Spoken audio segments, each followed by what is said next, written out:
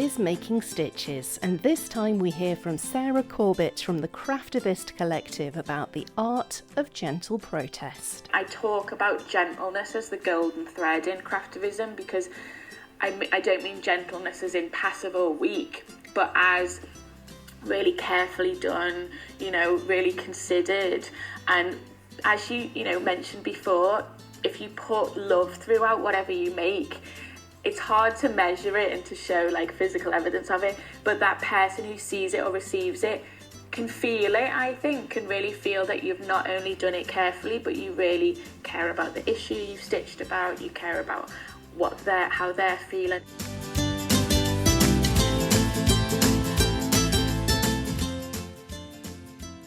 Hello and welcome to Making Stitches. I'm Lindsay, and this time on the podcast, Sarah Corbett, crafter and activist, shares her creative story.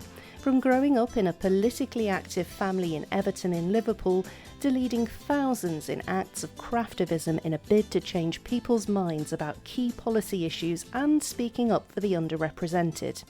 I first came across Sarah and her work back in 2017 when she published her second book, How to Be a Craftivist.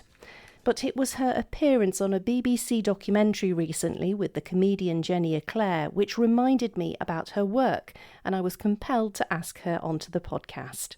Despite running the Craftivist Collective single-handedly and inspiring many crafters through workshops and talks around the world, Sarah agreed to speak to me, and I was thrilled to be able to find out more about her and the work she does.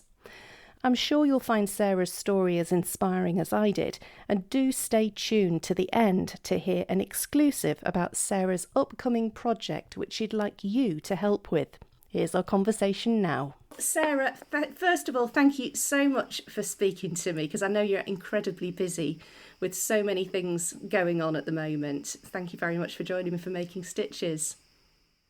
Oh, thanks for asking me. It'll be a pleasure. So where am I speaking to you from today? I am in East London, and just for any listeners, I live on a really busy main road with a large single glazed window. So if you hear any sirens, I'm perfectly safe. It's just normal life for me, living on my main busy road in East London. Fantastic. Now, of course, you're known for craftivism, and for anybody who doesn't know what craftivism is, what is it? Yeah, so I didn't coin the word craftivism. It was coined in 2003 by an American lady called Betsy Greer, who says that, craftivism is using any craft, and it's using the craft to help hone your voice and speak your concerns. I always say craftivism is a little bit like punk. When you think of punk music and you've got all these different bands that sound completely different, but they're all under that umbrella. And I think we should see craftivism like that. If you Google craftivism, you'll see lots of people doing very different things. So I call my approach to craftivism gentle protest, which is very specific of how the cause comes first and the craft is the tool. And then it's looking at how you can use the process of craft to help with your activism, use the object and use the public sphere, which hopefully we'll talk about in this podcast. Definitely. So how did you get to where you are now then? What's your journey with craft and activism? Yeah, it was never a plan. It's been very organic. I mean, the last few years I've been much more strategic but at the beginning it was just all happened by accident. And I remember really vividly how it happened for me. It was the summer of 2008.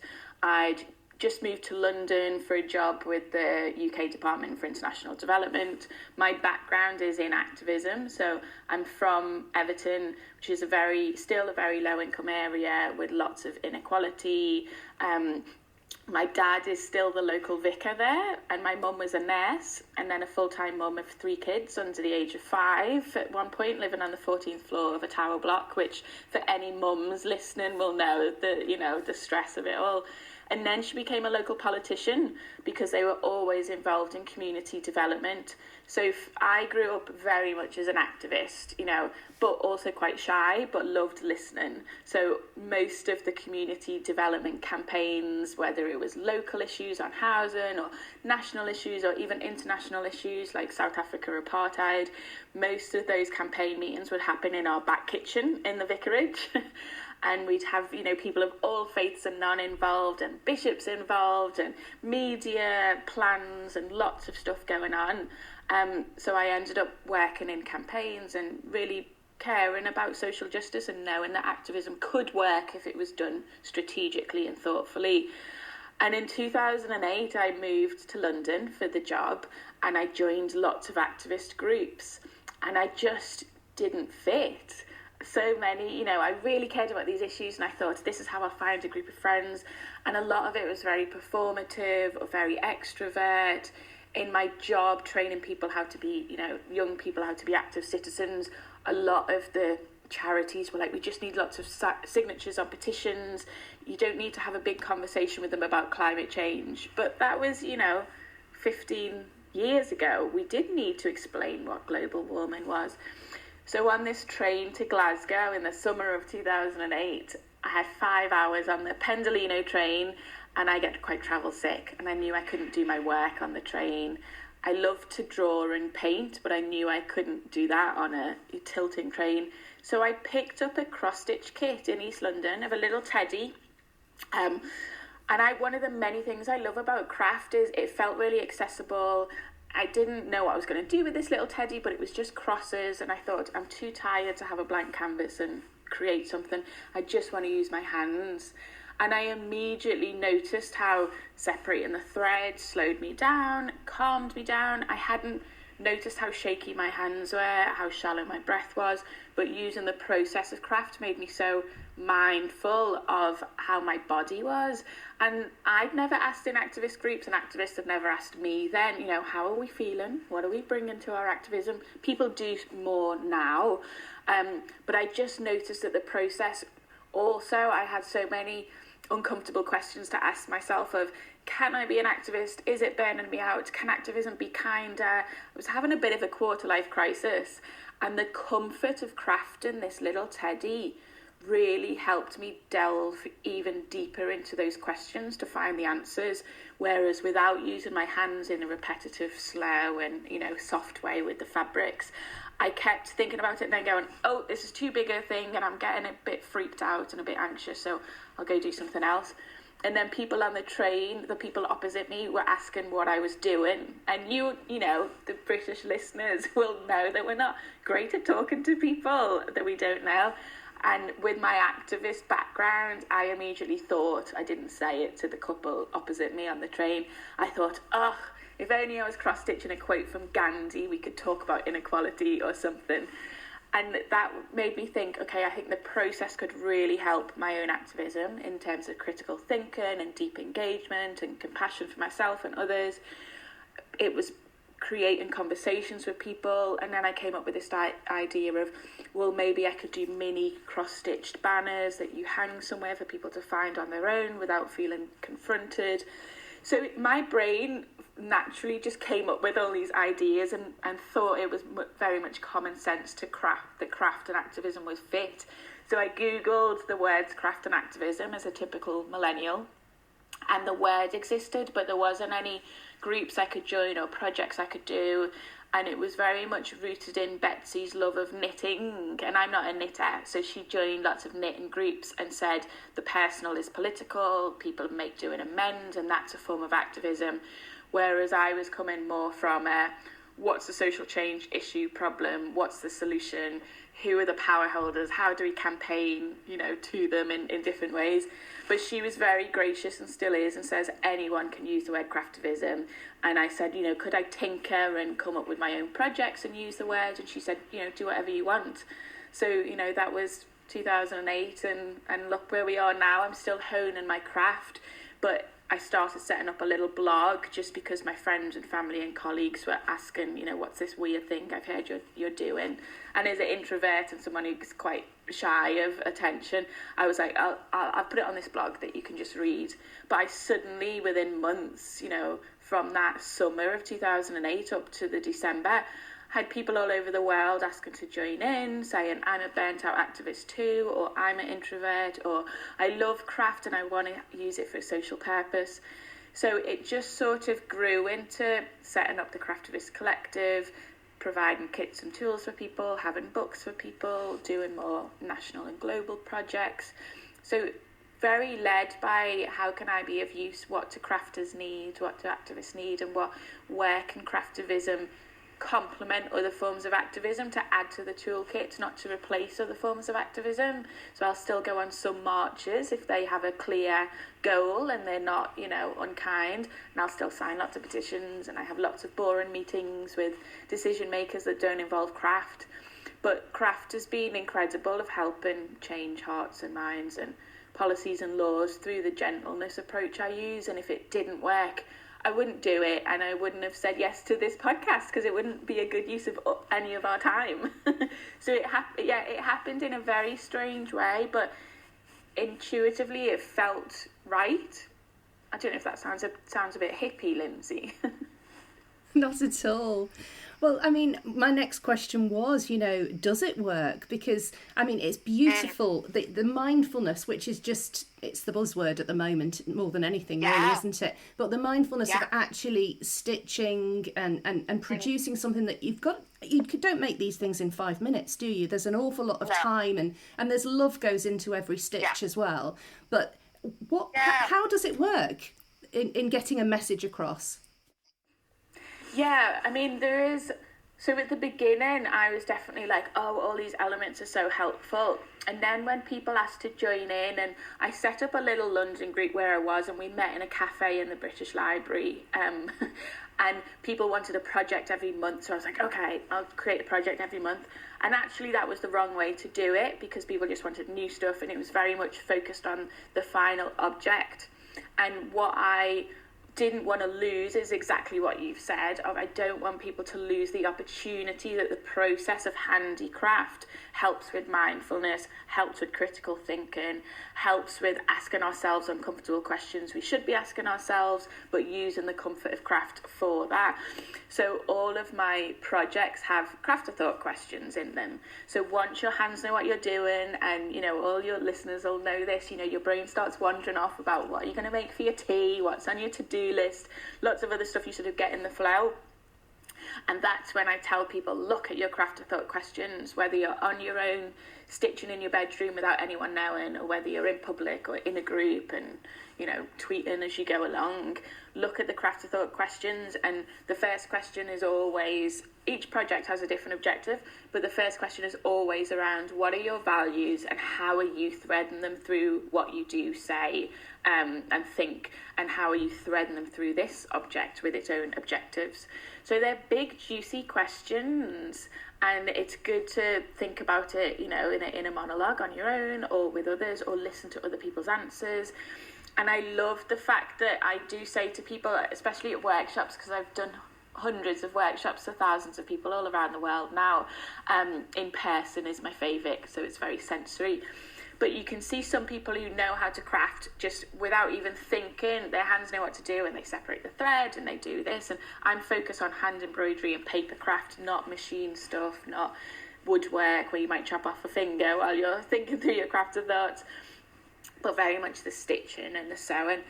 And once people are like talking about what TV they're watching while they're doing the stuff, that's when I say to people, please, you know, while you're separating your thread, I know there's a fast way to do it, but I want you to do it really slowly, because I want you to be engaged with how tight are your shoulders, how shaky are you, how tense is your body, or how loose and lethargic is it. You know, really use that process for that.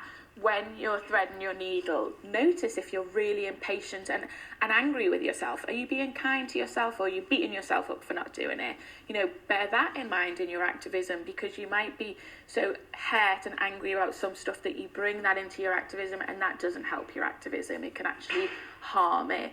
And then while you're doing those repetitive actions, you know, most of my stuff is word based, because I know that the object itself if it's too ambiguous for people when they see it, it's not activism, it's just confusing or awareness, but we want people to act. So think about what message are you stitching, and if you were a passerby, would you understand it? Would you know what to do once you hear that message? Is it a really scary fact that would just make people go, that's awful, but you're not offering them solutions to be part of? Is it something that could be misinterpreted if you're crocheting lots of black hearts as bunting in your local area to say that you care about Black Lives Matter? Is that clear? Or would some people think it's black heart bunting for witches or something completely different? So you use that time to not only engage with your own motives and strategy and empathy and complexity of the social justice issue you want to be part of the solutions for, but you're also thinking about, if I was this person who received this gift or saw this street craftivism, how would I feel? How would I think? Would I be inspired, empowered, and know what to do? Or would I just go, well, that's a bit odd and nice, and walk off and forget about it? So you're really using that process for the mindfulness, for the critical thinking. And I think if you don't use the process for that, and you just make something whilst you're watching Strictly Come Dancing, or whilst you're chatting with your mates about something else, I'm just like, oh, what a wasted opportunity. And that might be more fun, but in the long term, it's much more fulfilling to go through the steps and go, oh my word, I actually have a huge amount of power and responsibility, and I can be part of making real change. And I talk about gentleness as the golden thread in craftivism, because I don't mean gentleness as in passive or weak, but as really carefully done, really considered. And as you mentioned before, if you put love throughout whatever you make, it's hard to measure it and to show like physical evidence of it, but that person who sees it or receives it can feel it, I think, can really feel that you've not only done it carefully, but you really care about the issue you've stitched about, you care about how they're feeling. Especially like we make gifts for power holders like politicians and board members, and we make sure the gifts are something that they like, and the colours and fonts and messages and patterns that they would like, not what we would like. And they notice that, they're like, oh my word, this really is about me, not about the crafter. And sometimes as crafters we can focus a bit on, I want to do this, and then I'll give it to someone as a gift, and you sort of know it's more about you as a crafter than the person receiving it. So I mean, there's so much entangled in that, but I think every little thread in what you make creates that vibe and those feelings and those, all of those elements of what can make it really special and really impactful, or could make it a bit gimmicky or ego-driven or a bit confusing. And it's up to us, especially in this finite world, when producing something physical, we need to, I think, be even more careful of, can it be a catalyst for real change, or will it end up in a landfill? Am I creating more waste, or am I creating something that is a real catalyst for change? What kind of feedback have you had from people in positions of power and change makers when they've seen the things that have been made? Yeah, it's so different. And I think that's why it still fascinates me. I mean, I'm so lucky that my full-time job is running the Craftivist Collective. I'm a one-woman band, and after the BBC documentary that you saw, there's even more demand. So I'm lucky I'm on a fellowship that hopefully, fingers crossed, helps me have a little team to do this so I can fulfill demand. But it just fascinates me every day, the response. And it's not always positive and perfect at all. I mean, I'll be open with you and share a few different ones. So one, we made handkerchiefs for the board members of Marks and Spencer's, which is one of the biggest retailers in the UK, for anyone outside of the UK listening. And we were working with Share Action and the Living Wage Foundation, who said that for 3 years they'd been trying to get one meeting with the CEO of Marks and Spencer's just to discuss the possibility of them becoming a living wage employer, paying the living wage to the staff that are on minimum wage or below living wage as well. And they'd done petitions, they'd done demonstrations, they'd done, lots of traditional activism you'd imagine, and not got anywhere. And the CEO of Share Action, who do shareholder activism, had read my little book of craftivism that came out before my yellow book, How to Be a Craftivist book. And she emailed me saying, it's so odd. We've tried, the way you do campaigning is so strange. We've tried every form of activism we thought we could with M&S and not got anywhere. I was wondering if you think you could try something. And you've got 5 weeks before the AGM where they'll be with shareholders. Could you think of something? And I'd done a campaign with my own MP where I'd made her I'd had a handkerchief that was given to me by an old lady in my church, but I have 2 handkerchiefs on rotation, so I didn't need it, and I thought I'll give it to charity. And at the same time, I had an email back from my MP after sending lots of petition cards and postcards saying about all these issues I cared about.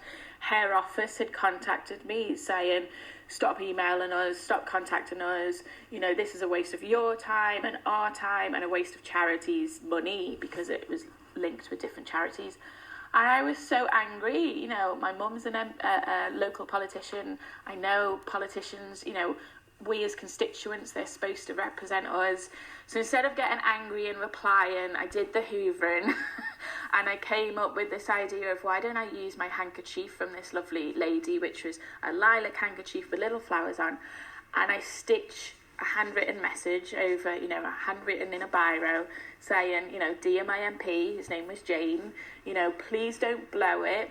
Use your power for good. I know you've got a really difficult job, but you've also got incredible opportunity and power to help the most vulnerable in society and protect our fragile planet. Yours in hope, Sarah, with my postcode, so she knew I was a constituent.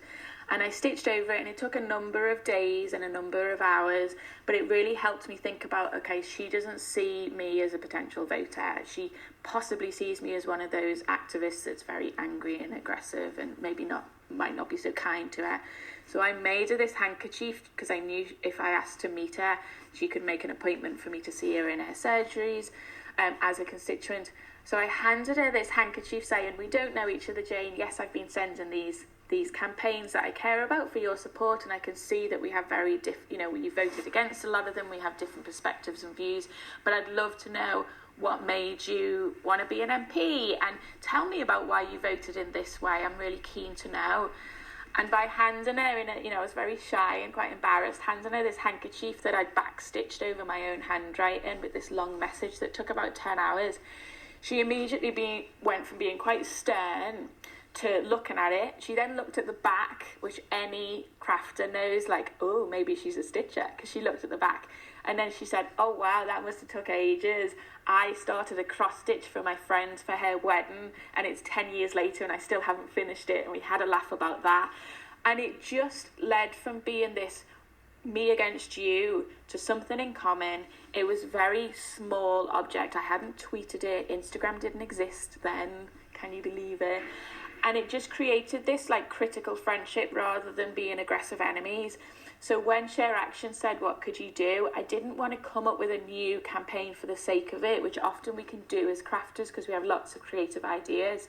I thought, what can I learn from how that really helped me build a relationship with her? Clearly, the CEO doesn't want to talk to activists for whatever reason. Who's above the CEO of Marks & Spencer's? The board members. There's 14 board members, including himself. He is still a he. So I thought, who do the board members and the staff listen to? Their core customer base. They might not listen to people who don't look like Marks & Spencer supporters. So I contacted craftivists across the UK who I knew would be really thoughtful, really gentle, really considered, quite geeky about their strategy as well as their craft. And I bought handkerchiefs from Marks & Spencer's and I posted them up to all my craftivists.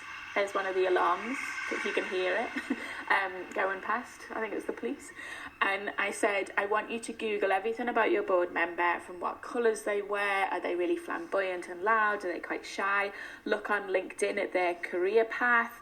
Are they a trustee of somewhere to show what passions they have? Really try and find out what makes them tick as a human being and incorporate that into your handkerchief message that says, a lovely timeless quote from someone that they admire about being a positive change in the world. So one board member loved music and was a trustee of the Royal Opera House. So we found that the Craftivist found a quote from Miles Davis about being the change you want to see in the world and put little music notes everywhere.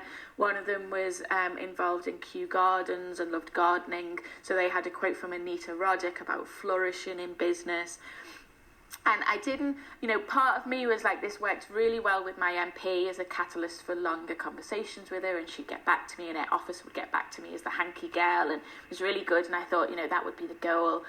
And we hand-delivered these beautiful bespoke handkerchiefs in little boxes with ribbon at the AGM, so none of them knew what each other's hanky said. It wasn't a big display saying, look what we've made you, which often activists can slip into. And we hand-delivered them and said, what we'd love is one meeting to see whether you could, to see what you think about the living wage, because we wrote handwritten letters to go alongside it as well that said how the living wage made sense in terms of business sense, in terms of staff, retention and efficiency and empowerment, and lots of other companies have done it really successfully, and it made sense in terms of ethics and dignity as well. So we had a really clear, realistic, pragmatic campaign to go along with it, which is really important for any craftivism. It's not just being idealistic. And then we gave them to them. For the next 10 months, we had lots of meetings with them that didn't involve craft, because they trusted us to have real, respectful conversations with them. We made Christmas cards that were handmade in paper craft, saying, all we want for Christmas is the living wage, hint, hint. And then Valentine's Day, we said, please show your love to your amazing staff and pay the living wage. So we had some nudges, creative nudges. But before the next AGM, the Marks and Spencers announced they were paying the living wage to 50,000 staff. So we went to the AGM to thank them, to go and say hello to them and keep a relationship with them and say, well done. They're not living wage accredited employees yet, and we'd really love them to be that. So we still went back with a bit of an ask. But what was incredible to see in person, because often you don't see in person, with power holders, you might post them something or meet them once or twice, was that so many of the board members came to find us and say to us, at different times, one-on-one, we had one board member who said that she went home with her handkerchief, and her young boy, who was 8, said, what's a living wage then? Because she showed him this strange thing that she'd received, and she had to explain what the living wage was, which is really, another way for her to engage and invest in the campaign and remember it more. We had one board member who said that they put their handkerchief in the archive in Leeds, which is where their internal museum is, because they said that anything goes in the archive that has helped shape the history of the company, which is amazing. And the chair of the board took me aside very quietly and said it was the most powerful campaign they'd experienced. And he was quite a shy, quiet, reserved guy. And I said, oh, why is that? And he said, because every time we met, which is quite regularly, board members meet very regularly, everyone kept saying, people kept saying, what was on your handkerchief? What did yours look like? Where have you put yours? And then they'd start saying, maybe they've got a point about the living wage. They had quite a strong argument. Should we look into it? Yes, let's have that meeting with them. And they'd have meetings with us, and, their head of HR would say, no, this can't work for this reason. So we'd say, well, let us look into it and see if we can show you how it does work. So it was those, he said it was the most powerful because it was so memorable, it was so humble, it was respectful, it was, all of our messaging is super encouraging, it's non-violent communication, it's really positive, it's all rooted in positive psychology and neuroscience, but not manipulative. And by hearing a chair of a board say it was the most powerful campaign they'd experienced, it was amazing. But at the same time, we've had politicians especially respond to some of our craftivists in emails saying, thank you for your gift, but I completely disagree with what you've said for these reasons, please don't contact me again. And that's really sad when craftivists around the world get that. It doesn't happen a lot because it is done so gently. But when you have that, I remember responding to one craftivist who was really upset by it, and it was particularly on Black Lives Matter, and he responded with how Black Lives Matter is Marxist and this, so he wasn't well informed, but he'd misinterpreted and, come from it from a different angle that was more divisive. And I said, I really don't think, I think you can respond saying how you disagree with them on these things and then just let it go. Because actually what's been really helpful with that lovely gift of this little black heart you made as a badge for him to wear, he's not going to engage with it. So it's a better use of your time to engage with someone else, knowing that you've tried, you've responded in a really, kind way to say, I'm here if you ever want to talk about it. Lots of constituents in your area do care about this, so you should still be aware of it as their representative, and then go do something else, whether it's engage your councillors or local shop owners or whatever it is. It's still so helpful to get that response, to get that intel, get that data, and then be strategic of where's the best use of your time. So either way, you've still done it in a very kind way, so you haven't been polarising and you haven't been unkind. But sometimes we just got to let it go. And sometimes you never know the impact you have. Some people might say you've had loads of impact on them and you haven't. Or some people say you haven't and you have. Yeah. So they keep thinking about it afterwards and can't let it go. Exactly. And I've had people years later saying, that campaign you did, or that sensory, like we have lavender smells and instrumental music in all of our workshops and lovely tablecloths and grapes to share and all of the elements I really use, like flowers on the table. Sometimes it's years later that people say, you know what, it took me a few years, but now I've changed my habits of living more ethically, or I was just thinking about that thing I saw on Instagram last year and now I'm going to change my energy suppliers to renewable because of the gentle nudges. It's not always you need to do this now. Sometimes it is planting those seeds, I think. So sometimes it works, sometimes the seeds grow into massive trees and big successes like M&S. Sometimes they don't, sometimes they grow a little bit, sometimes you never know. But it's still worth doing, as long as you're not just creating lots. Like, I'm always about quality, not quantity. So, do it really well. And then I think, again, it comes back to that, yourself, whether you've really tried and it's not ego-led, but it's service-driven and you've thought through all the elements, then I think it is really empowering for the maker. And all of that, the person who receives it or who sees it, I think can really see that in what they've made. I guess you are the polar opposite of the shouty, placard waving, angry protester on the street. And just these gentle, small things can quite often, I think, like you say, nudge people in the right direction. It's not screaming in somebody's face. It's just gently showing people another way. But you know what, Lindsay? Because I get lots of people saying, well, it's okay for you because you're naturally very gentle. I'm not. I'm so angry about injustice. I'm angry about inequality, about global warming, about people just being unkind to each other at the bus stop. That anger still fuels me, but I know, I read a lot on mental health and well-being and campaigns and activism because, I'm passionate about that. But I know that unless I channel my anger into something productive and positive, it not only doesn't help the campaign to just scream and shout and throw eggs at people, but it also doesn't help me because chronic anger makes us physically unwell.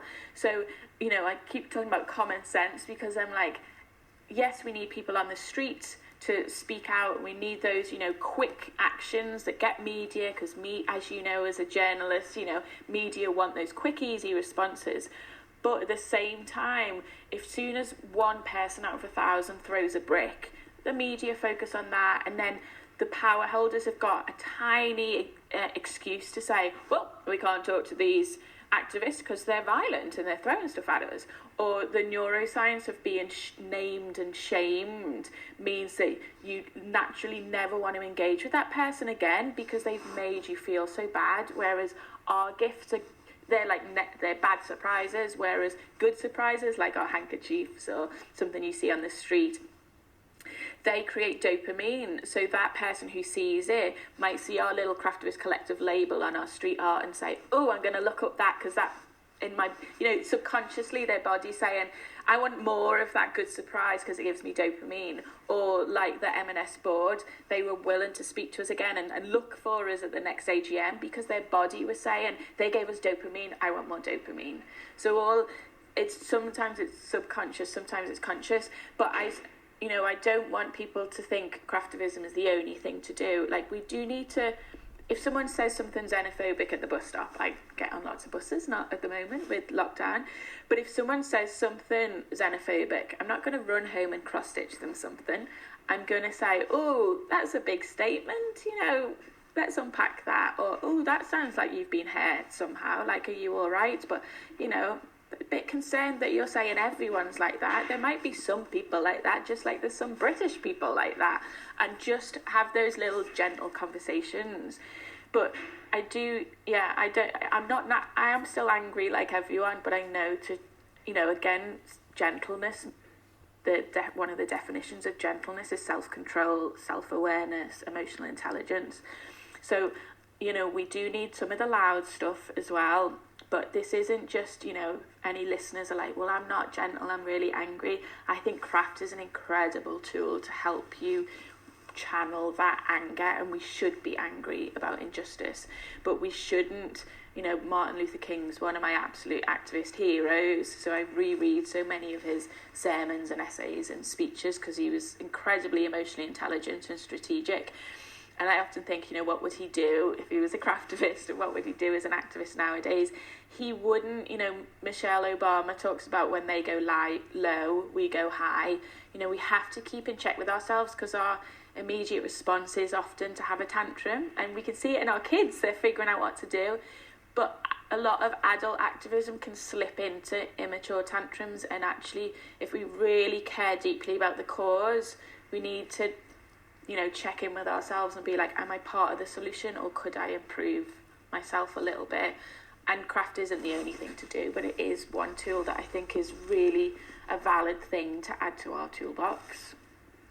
Now, of course, when we were speaking prior to recording this interview, you were saying that your next big target is the COP26 meeting up in Glasgow. Yeah. So what do you have planned ahead of that? Yeah, so for anyone who doesn't know what COP26 is, it's the UN Climate Conference. So it happens every year in a different country, and all world leaders come together to tackle climate change. So you might remember Copenhagen's COP21 was an absolute disaster. I was there on the streets and it was really upsetting that just nothing happened. But then we had the Paris COP a couple of years ago with Cristina Figueres as the chair, who's an incredible woman who wore one of our stitched green hearts, which was amazing. And now you have this Paris Agreement that's really important. And COP was supposed to be last year, but obviously with COVID it didn't happen. So it's going to be in November this year in Glasgow for 10 days. And it's a little bit like our Make Poverty History moment, if people remember, in the UK, in Glen Eagles, which also is in Scotland. You had people on the streets, and because England, even though we're so small, the world does look at us, and English language is still a language that lots of people know. So it really feels like such an important moment for us, because not only global warming is creeping closer to a lot of us, are already affecting the most vulnerable people in the world. And I was thinking the last few months, I do a lot with different charities, and I kept asking them, what are you doing for COP? What are you doing for COP? And a lot's planned from September onwards. But as crafters, we need more time to do things and not just do things quickly. And I thought, where's, again, like all listeners, it's really important to think, where do I have influence? Where do I have power? And, really focus on that, not just what do I have a passion for? And I'm really, proud that the Craftivist Collective, it has a good reputation of being effective and gentle. People know me, hopefully more crafters will after this, to trust that I'll do something, strategic and thoughtful and not just big and brash. So I kept thinking, what we've got to do, the craft community has got to do something. Like, we're growing in the UK and in the world, we're thoughtful, we're growing, a lot of people of all different political persuasions are part of the craft community, which is really important because climate change is not a political party issue and shouldn't be. And we need everyone involved. And a lot of crafters that engage with the Craftivist community are a bit nervous of more extrovert forms of activism, or might be housebound or anxious people. If they're not lefty politically, they might not feel included by different activist groups already out there. So I've come up with a project that I'm going to launch the 1st of June, and it will lead up to COP, but you can also use it after COP as well. But I would love over the summer, my goal really, and what I'm working towards at the moment, is to try and galvanise the craft community this summer, so June to September, to make these beautiful little canary birds, so real life size if you can, in whatever craft you're good at, which is different to our projects that are normally one type of craft. So you can do crochet, knitting, felt, hand embroidery, even cross stitch.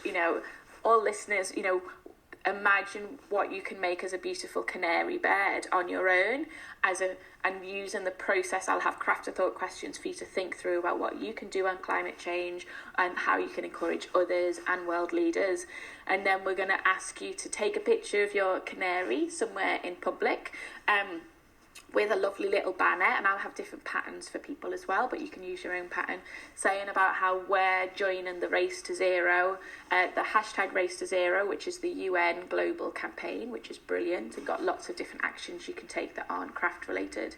So it'll be about joining the Race to Zero emissions and joining the craftivists and joining the craft community to say, we really care about this. Canaries, it's not about dead canaries, people. Canaries, if you don't know, they search for clean air. So they're really beautiful. They're yellow, which is very hopeful. They're delicate. They sing beautifully. We're focused on yellow canaries, not other canaries. And we want them to hold the little banners in their beaks or in their legs or on little placards saying, we are part of the Race to Zero. How can you be part of it too? And you use the process to engage in it yourself. You keep your little canary after you've taken a picture, but you can also do so much with your little canary. So as a group, if you're part of, I do a lot with the Girl Guides, for example, so you could make a lovely big banner and everyone make a canary in different ways and hang it up in your venue or outside the venue that you meet if you get permission for that. We're going to have some craft shops who are going to do window displays where they'll have their lovely big banner saying they've joined the Race to Zero emissions, and then their craft customers and community are going to populate the window with their canaries once they've made them. So there's lots of different ways you can use it, and it'll be really good for social media to get more people engaged. And we're going to ask people to dress as canaries in little capes and little beaks, so little masks, and sit outside in small groups, so less than 10 people, no bigger, in silence with your little beak on, stitching your canary, but do it somewhere that's a landmark that you want to protect, and have a banner possibly saying, you want to protect this from global warming. And then we've got these really beautiful images of these small, quiet, gorgeous craftivists in their little capes, which could be, shoulder length or longer, as much as possible, with upcycled resources, or could even be with plastic bags, whatever you want to do as a crafter. But having these images of the craft community globally making their canary, showing their commitment, but also asking for others' commitment. We'll have social media top tips as well.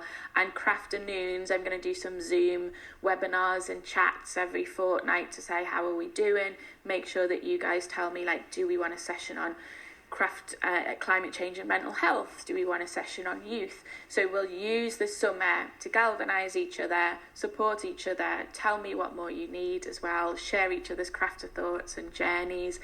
And then the plan is that from September onwards, we've already got Molly Makes magazine, say that they'll feature in the autumn.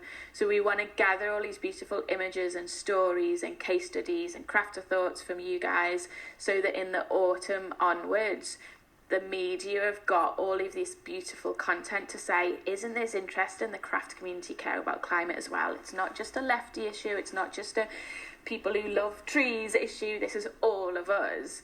And particularly, and I'd love your listeners to help me with this as well and give me feedback, email me or tweet me or Instagram me.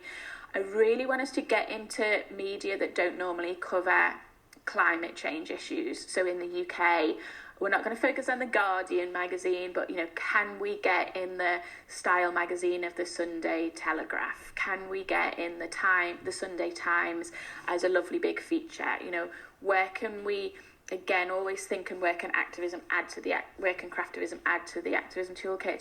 Where can we have these lovely, positive, hopeful messages about how we have all the solutions to global warming, we just need to implement them more and scale them up more in different sectors and individually, and the canaries are going to be flying towards the solutions. You know, they're flying towards COP, all eyes are on COP, but afterwards we also want you to carry on with your canaries in different ways and say, we're all part of the solution, we're focused on the solutions, it's not about despair, it's about really celebrating what's already happening. You know, last week Netflix said that they had committed to being carbon neutral in a few years. So that's, you know, a really good thing to say. They're on the race to zero. So really positive, really thoughtful, really you know, I love that our craftivism is about quiet activism, slow activism, but really attractive, really hopeful, really positive, the opposite of what you often expect of activism. So from the 1st of June, we'll have lots of patterns and resources, but before then, I'm also asking craftivists to help me, you know, prepare those patterns and examples, and over the summer, really just communicate with each other of what do each other need, what do we need from each other, what can we learn from each other. You know, this is a community, it's not top down, so do get in touch and, you know, do help. I'm really keen that I just think there's so much possibility and potential for us this summer, you know, while we are stuck in lockdown still, even if we can travel a little bit, you know, use the summer, use the time to relax, to do some craftivism. And, you know, if you are scared of climate change, this is a great tool to turn that despair into action and empowerment and positivity. And so yeah, that's my pitch, which is all a little bit all over the place because I'm literally in the middle of planning it all, so haven't told anyone yet. Oh my word. I got the exclusive. It's so exciting. But I'd love your help as well, you know, with your journalism background. Like, what do we need to make sure that different editors will really say, like, our audience would love this, or this is such a lovely thing to share that's really hopeful and visual, but also, you know, a gentle nudge to say, what more are you doing? It's really interesting saying that you want to get it into the places where, you know, you can convert people's feelings as opposed to people who are already singing from the same hymn sheet kind of thing. Yeah, and often, you know, I have such a diverse craftivist community and I love it, and it's interesting, I do get, you know, secret emails from people saying, I really care about climate change, but I feel like I'm not going to be welcome to this group because I vote in this particular way, or I don't look like that, or have a different background or different perspective in some ways. You know, global warming and climate change, it's such a common cause for everyone. Like, we all care. You know, often we get caught up in activism where if we don't agree with each other 100%, we can't move forward, and that's stopping us from doing so much. You know, there will still be stuff we all disagree on, and in some ways we've got to be pragmatic and say, okay, we might never agree on everything, and there'll be some stuff we really struggle with each other on, but the world needs us. Our, you know, future generations need us. Current people around the world who are struggling from global warming and pollution and everything need us. So let's leave all that aside and just focus on this as a common cause and how can we move forward together. So it would be I think it would be a good challenge for us all actually to do the process together and share honestly with each other, but not be distracted by other imperfections and other issues, to just say, okay, we need to make sure that the UK, the world leaders, the media can see that the craft community really care about this, and we will be watching you to make sure that COP is really successful, but we'll also be doing our bit as well. We're not just telling you what to do, we're also doing our bit as well. And I think all those elements are really important. So I'd love people to join our Crafternoons where we'll have those discussions, and we'll record them for YouTube if you can't join them, if it's a different time zone.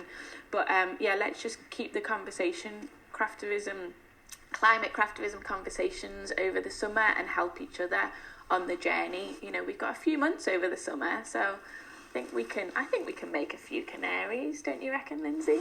Absolutely. You can count me in, that's for sure. Good. Well, there you go. Evidence. Brilliant.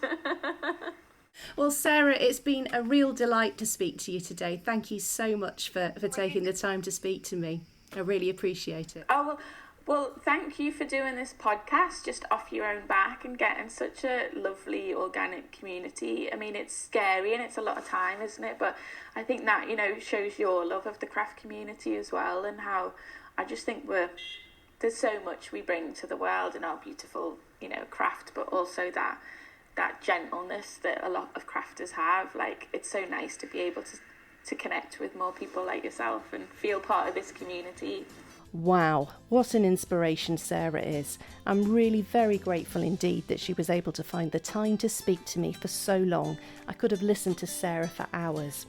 If you'd like to get involved in the Craftivist Collective COP26 Race to Zero Canary project, please do follow Sarah on social media and sign up to the Craftivist Collective newsletter. I'll include all of the links for that in the show notes for this episode. My thanks again to Sarah for being so generous with her time, and thank you too for listening to Making Stitches. I really appreciate your support. If you enjoyed listening to this episode, perhaps you'd like to share it with your friends or even leave a review on your favourite podcast app. And if you fancy supporting the podcast in another way, maybe you'd like to buy me a coffee through my Ko-fi page. Any funds I raise this way will go towards the costs involved in creating and maintaining the podcast. Thanks again very much for listening. I'll be back again in 2 weeks with another inspiring maker story for you. And until then, do keep safe and enjoy your crafting.